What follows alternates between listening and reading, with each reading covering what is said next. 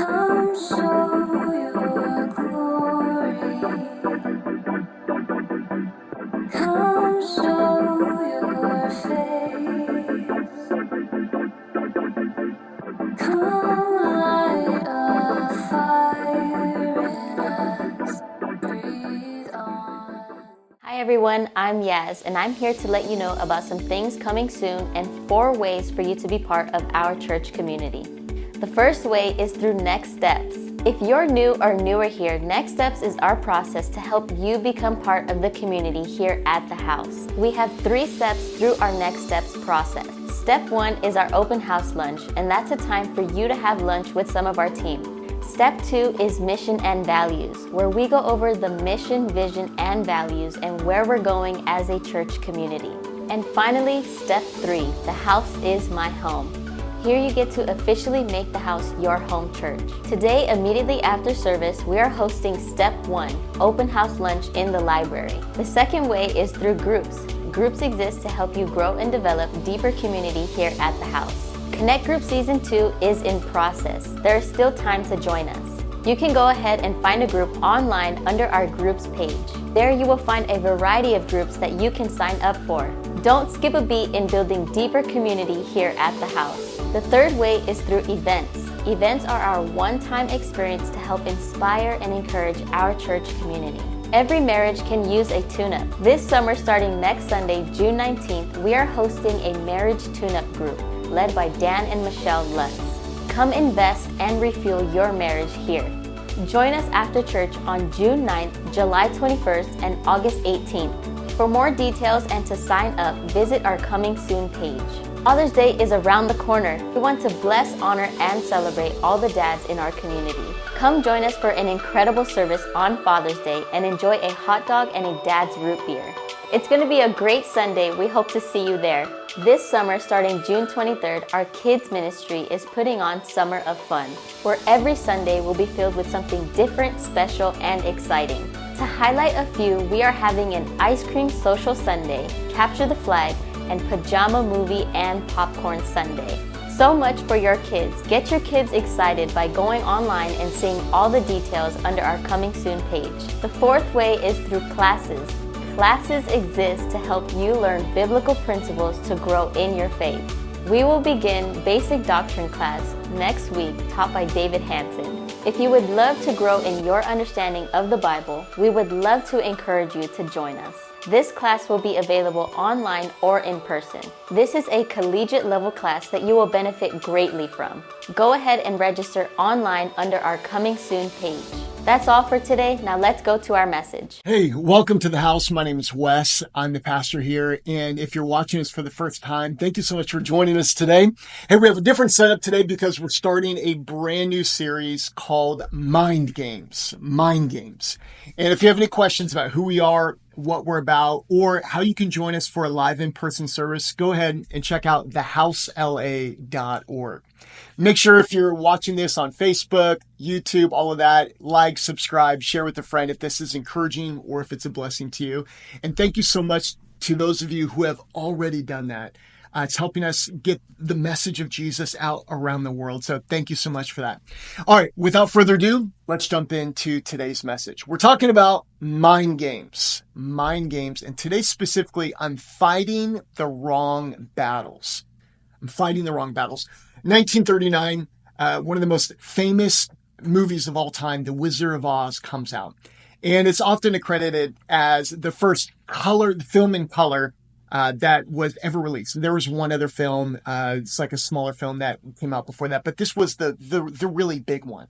And there's great songs and there's dancing and just the first time people saw color that vibrant. Because before that, everything had been filmed in black and white, and that was just something that was normal, that people expected. So the big climax of the film happens in this scene where Dorothy and her traveling companions are talking to this great and big mighty wizard. And he looks like he's about 2 stories tall, and there's smoke and flame and fires and all of this. And the wizard says, "Come back another day." And it's this great fearsome scene. And the wizard says, "Do not arouse the wrath of the great, powerful Oz." It's like this big scene. Very powerful. Well, as the scene is happening right here, Dorothy's little dog that was with her, named Toto, runs off to the corner and starts pulling away at this curtain. And as the curtain gets pulled away, you see that there's another person right there that is triggering and pushing all these buttons and talking into a microphone that what we think is the great and powerful Oz is actually just a normal sized person over here. Actually, he's not even that tall. So Dorothy goes, wait a minute. What's going on here? And then the wizard says, pay no attention to the man behind the curtain. Just keep looking this way instead of looking that way. And she walks over to him and she says, you're a very bad man. He says, no, I'm a good man. I'm just a bad wizard. Sometimes I wonder if we are having a conversation here thinking that this is supposed to be the focus when actually the focus is supposed to be somewhere over here. You're fighting a battle in this area when in fact the actual enemy is somewhere completely different. Everyone here is fighting a battle. You're fighting a battle. If you're married, your spouse, they're fighting a battle. Your friends, your teachers, your schoolmates, everyone is fighting a battle. What if you could see behind the scenes of a battle? Like, what if you could see, instead of the great and powerful Oz in front of you, that's 2 stories or 3 stories, and there's flame and smoke and trembling and a loud voice. What if you could actually see that that's not the battle that you're supposed to be fighting, that there's actually a battle somewhere over here? This first step that we're going to talk about today in this concept of mind games is this: make sure that you're fighting the right battle. 2 Corinthians chapter number 10, verse number 3 and 5, the Apostle Paul is writing to the church in Corinth, and he says this: we are human. Like, he's talking to, hey, we're all human here. But he says, but we do not wage war as humans do. We use God's mighty weapons, not worldly weapons, to knock down the strongholds of human reasoning and to destroy false arguments. We destroy every proud obstacle that keeps people from knowing God. We capture their rebellious thoughts and we teach them to obey Christ. There are human reasonings that sound good to your ears. Paul's saying, hey, we take these human reasonings and they sound good if only you're thinking about them from a human point of view. Human reasonings, Paul tells us, they will be knocked down. False arguments will be destroyed. Proud obstacles, also destroyed. Rebellious thoughts will be captured. There is a spirit world that you and I do not see. And this is true whether you see it or not. And this is true whether you and I acknowledge it or not, whether you believe it or not. It's true. There is a spiritual world that you and I do not see. 2 Kings chapter number 6 tells us this story of Elisha, a prophet, great man of God, prophet with his servant. And there's another king, a battle going on, and it's the king of Aram. Let's jump in. When the king of Aram was at war with Israel, he would confer with his officers, and he would say, we're going to mobilize our forces at such and such a place. But immediately, Elisha, the man of God, would warn the king of Israel. He'd say, hey, wait a minute. God showed me, do not go near that place, for the Arameans are planning to mobilize their troops there. So the king of Israel would send word to the place indicated by the man of God. Time and again, Elisha warned the king so that he would be on the alert there. The king of Aram, he gets very upset, as you would think. Like in any wartime situation, the enemy starts knowing all of your secret attacks. You start looking around at your inner circle and go, all right, who leaked the group chat? Who told them? Who screenshot the messages and sent it out? So this is what he said. He says, which one of you is a traitor? Who has been informing the king of Israel my plans? And everyone's like, dude, it ain't me. Lord, it's not us, Lord. It's not us. Elisha, the prophet in Israel, tells the king of Israel, even the words that you speak in the privacy of your bedroom. He's like, this guy hears from God. So he gets mad. He goes, go find out where this guy is so that I can send troops to seize him. And the report comes back, Elisha, he's in Dothan. We got him. So one night, the king of Aram, he sent an entire army with chariots and horses to surround this little city of Dothan. When the servant, Elisha's servant, his friend, he wakes up the next morning, he looks outside, there are troops, there's chariots, they're surrounded by the king's army, and he's like, oh my gosh, like it is over. We are done. We've been doxxed. They found us out. He says, sir, what are we going to do now? The young man cried out to Elisha. He's like, this is it. This is where we are, like, we pack up. We're done. I'm telling my mom that the internship is over. She was right. I never should have done this church thing. I'm done. It's over. And Elisha turned to him and goes, don't be afraid. There are more on our side than on theirs. Now, if you just pause right there and you look at what's happening in the natural, it's him and him. And there's an entire army with chariots and soldiers and mean guys with beards and mustaches and spears and bows and arrows and swords and chariots and just terrible war machine-like vehicles outside. And Elisha's like, don't worry. There's more with us than there are with him. And he's like, what? I'm not sure how you're counting. Then Elisha prayed this. He goes, Lord, open up his eyes and let him see, essentially, let him see what's really going on. Let him see the truth of the matter of not what we see in the natural, but let him see what's going on in the spiritual. Then the Lord opened up the young man's eyes, and when he looked up, he saw that the hillside all around them was filled with angels. It's filled with horses and chariots of fire, like God of angel armies. They're out there. They're protecting. There's an army, but there's a much bigger army on the hillside that's on our team. This is, in our day and age, this is how, like, conspiracy theories get interesting. That we see something one way and then someone else says, wait, did you know what's really going on? Just like Elisha with the servant. Servant says, hey, this is what's going on. Elisha goes, no, there's something even bigger that's happening. There's always one in every family, someone who believes in a conspiracy theory. And then the big line recently with conspiracy theorists, like, just give it a couple of years and you'll find out that I'm right. Everyone's got their aunt, uncle, mom, or dad that shows up at the family gathering and it's like, hey, we got to let people know about what's really going on. Okay. You know what I'm saying? And they're looking at you for agreement. You know what I'm saying? We got to let them know. And you're like, I don't know if I want to be partnered up with you. Like the moon landing, it ain't real. Okay. We did that. We did that. I saw the photos. It's in Arizona. The flag, it was moving, but it shouldn't be moving. We all know. I mean, you with me on this? See, here's the deal. The earth, it's really flat. I've seen photos from outer space, like the central bank, it's just trying to control us all. Here's mine. If you want to know about conspiracy theories, here's mine. Don't write me off. Okay. Hear me out till the end. Mosquitoes. Okay. Mosquitoes. There's no way that God planned that. There's no way. Like, there's no way that God, in the middle of the beauty of creation, let there be light, and there's stars, and there's galaxies, and we see it all, and this is incredible. And there's dolphins in the sea, and there's whales and flowers, and God's looking at, this is good, and we're all agreeing it. And then you see like a little gnat that sucks blood from your body that makes you itch for a week. And God, there's no way that God looked at that and goes, that's good. That is good. A flamingo? Yeah. Penguin? Absolutely.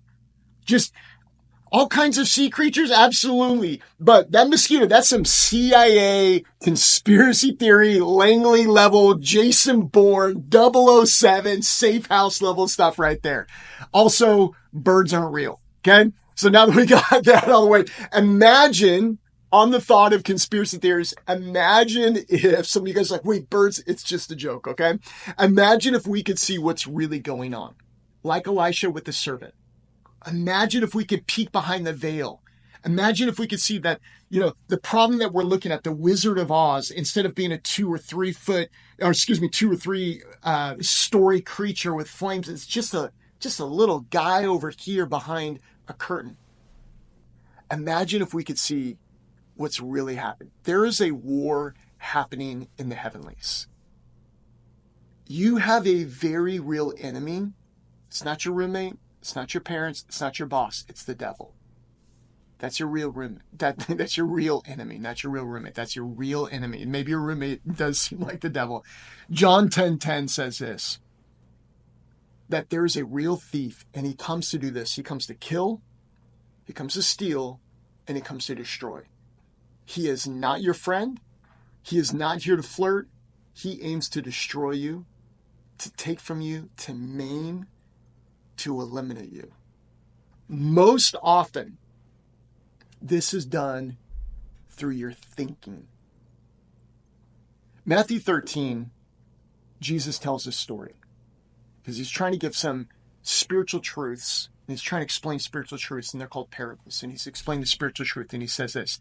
Here's another story that Jesus told. The kingdom of heaven, he's explained. This is what being a part of the kingdom of God is like. The kingdom of heaven is like a farmer who planted good seed in his field. And everyone's like, yeah, planted good seed, we're going to get a good crop. Verse 25. But that night, as the workers slept, his enemy came and planted weeds among the wheat and then slipped away. When the crop began to grow and produce grain, the weeds also grew. The devil wants to sow an erroneous thought in your mind so that it will grow up next to all of the other good thoughts in your life, and hopefully, in his mind, it will produce that negative fruit. There's this equation that goes like this. Because you might say, hey, why are we talking about thinking? Because if you sow a thought, you will reap an action. Because if you think about something long enough, you're going to eventually do it. So if you sow a thought, you will reap an action. If you sow an action, you're going to reap a habit. If you sow a habit, you're going to reap a character. If you sow a character, you're going to reap a destiny. It all begins with your thinking. The devil is after your thoughts.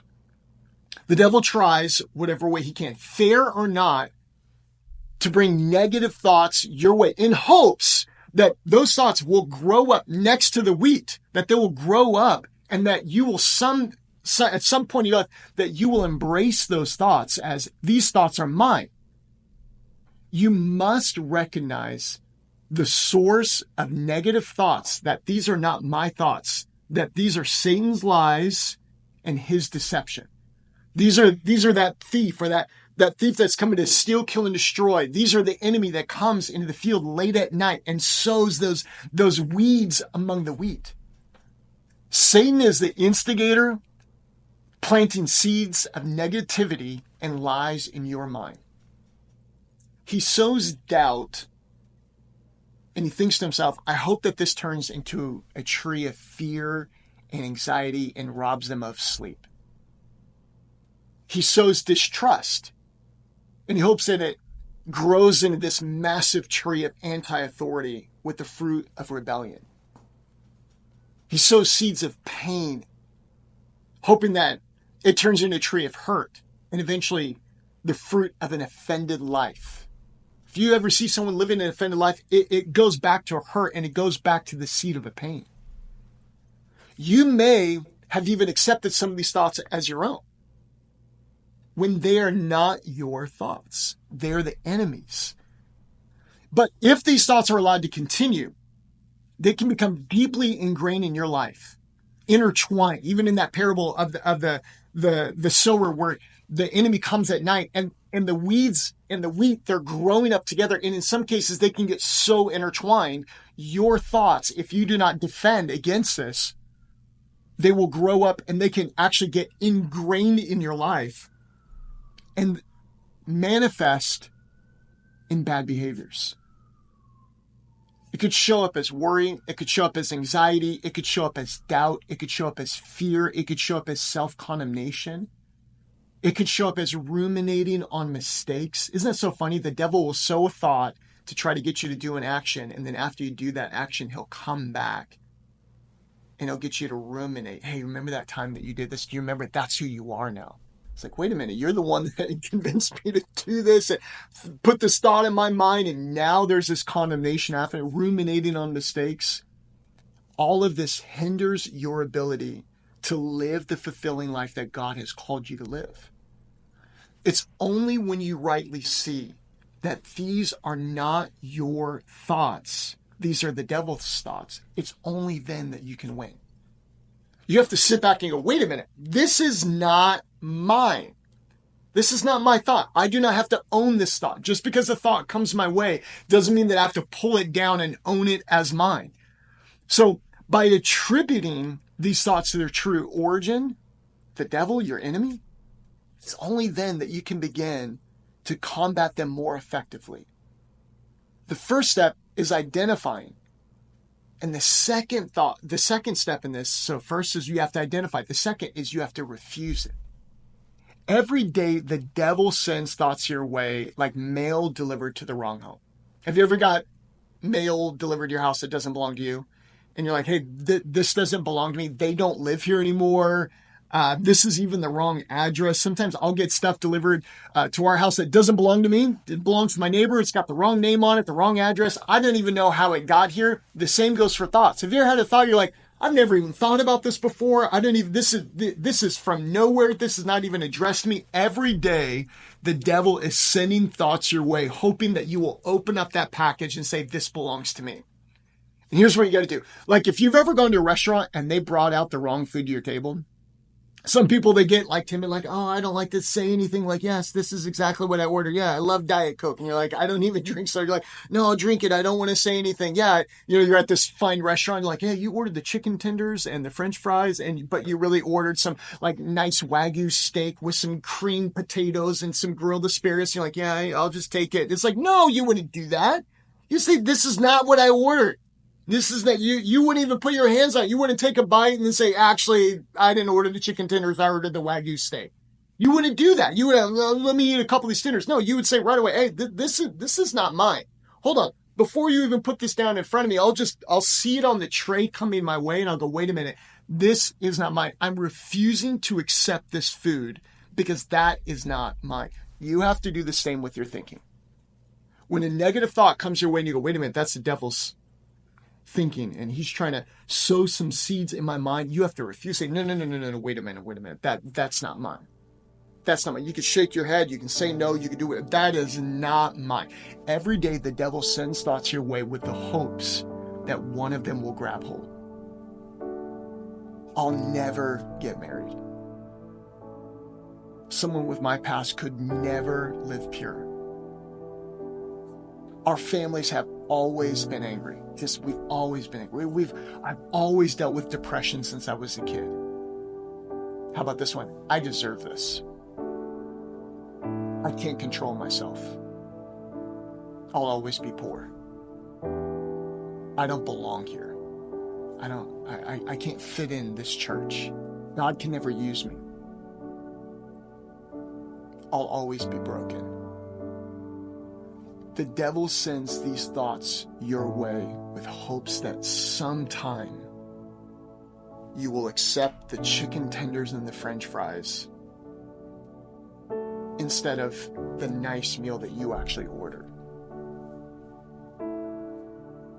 You have to take a look at that letter, take a look at that meal, take a look at that thought that was delivered to you and say, this is not me. Next week, we're going to continue on this discussion on mind games. But today, I would love to close by praying for you.